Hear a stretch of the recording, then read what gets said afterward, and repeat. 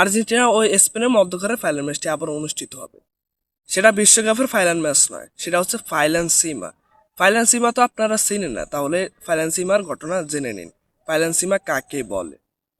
Copa আমেরিকার champion team ও euro কাপের champion team দুই দল মিলে একটা ফাইনাল সীমা হয়, সেটাকে বলে ফাইনাল ম্যাচ।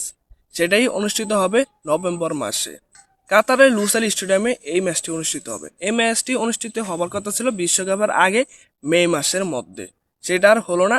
আর্জেন্টিনা না খেলার আপত্তি জানিয়েছে, তাই এই ম্যাচটি আর গড়ায় নেয়।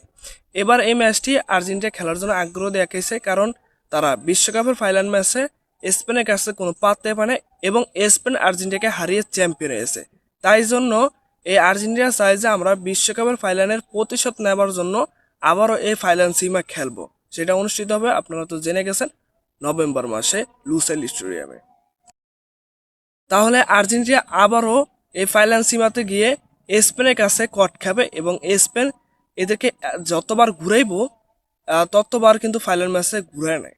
এবার ফাইনাল সীমাতে অতটাই ঘুরাইব এবং আর্জেন্টিনা দাবি করছে যে স্টেডিয়াম এইভাবে ডাল থাকবে, যাতে আর্জেন্টিনা উপরে থাকবে আর স্পেন নিচে থাকবে। আর্জেন্টিনার প্লেয়াররা বল নিয়ে দৌড়াইয়া বার পৃষ্ঠের মধ্যে তাড়াতাড়ি ঢুকার জন্য এই পদ্ধতি বাইর করতে গেছে আর্জেন্টিনার ফুটবল ফেডারেশন। তাহলে এই ম্যাচটি দেখার জন্য আপনারা সবাই অপেক্ষা থাকুন, ফাইনাল সীমা অবশ্যই দেখবেন। এই জন্য বললাম যে আর্জেন্টিনা ও স্পেনের মধ্যকারের ফাইনাল ম্যাচটি আবার অনুষ্ঠিত হবে। সবাইকে ধন্যবাদ ভিডিওটি দেখার জন্য। ভিডিওটি সবার মাঝখানে শেয়ার করে দেবেন। আমি কোনো সময় বলি নাই যে আপনাদেরকে ভিডিও শেয়ার করতে, এবারই বললাম, তাই আপনারা এই কথাটা রাখবেন, সবার কাছে শেয়ার করে দিন ভিডিওটি। ধন্যবাদ।